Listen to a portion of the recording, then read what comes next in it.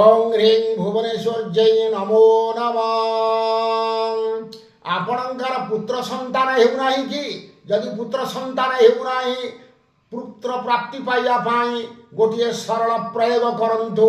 आसंता नवेम्बर 30 तारीख रविवार ब्राह्म्य मुहूर्त प्रयोग आरंभ करंतु। ब्राह्म्य मुहूर्त स्नान सारी आपण सूर्य को नमस्कार करंतु, जलदान करंतु।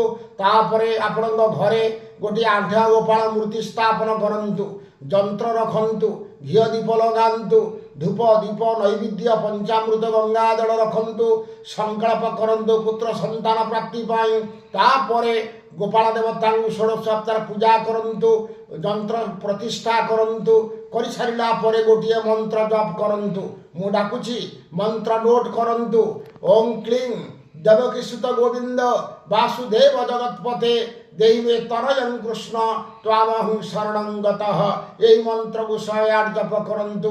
21 दिन पर्यंत प्राप्त समय जप करंतु। जप जो दिन सरीजीव होम करिवे, तर्पण मार्जन ब्राह्मण भोजन कराइबे एवं ब्राह्मण को दक्षिणा दान करिवे। देखिए मंत्र सिद्ध होइजिव, निश्चित उत्तम पुत्र संतान प्राप्ति हेबो। यह गौतमीय तंत्र शास्त्र रे निर्देश रही अछि। रहुछि नमस्कार। जय जगन्नाथ, जय माँ कामाख्या।